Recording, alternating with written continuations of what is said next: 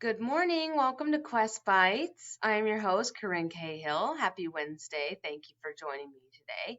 I hope you are having a great morning. And I'm glad you're joining me because we have a super awesome experiment that explores the science of sound waves and how they travel. But first, we are going to play Spot the Quapples.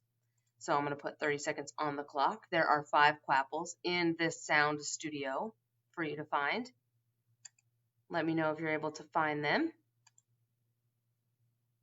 Let me know if you're watching this morning.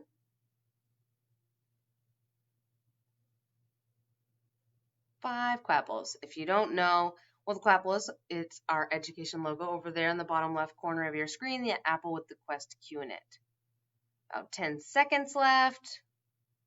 Let me know if you're able to find them. 5, 3, 2, 1.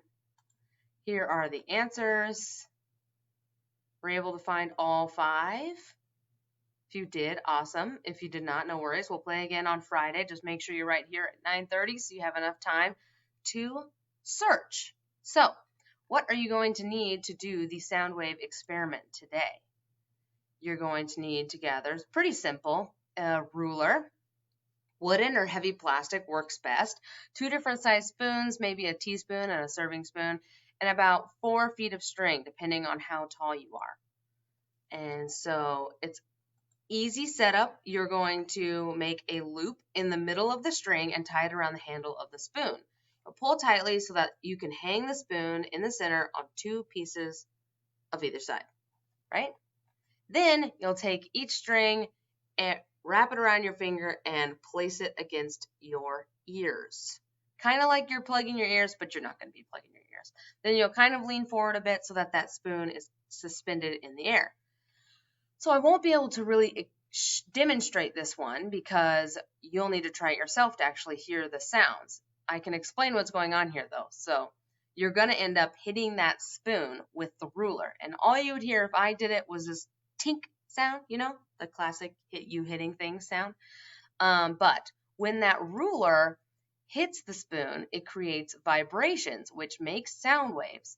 These sound waves travel all the way up the string to your ears instead of into the air around you. The yarn acts as a conductor, so that's an object that allows sound waves to travel.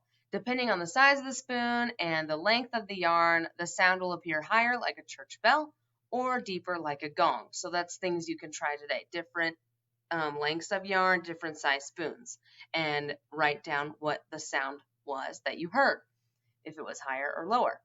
Because that yarn allows the sound waves to continue to travel, the sound from the spoon will resonate or reverberate, some fancy fun words, which means to continue for a while after you've hit the spoon, kind of like a gong. When you hit a gong, it goes gong, gong, gong, gong, gong, right?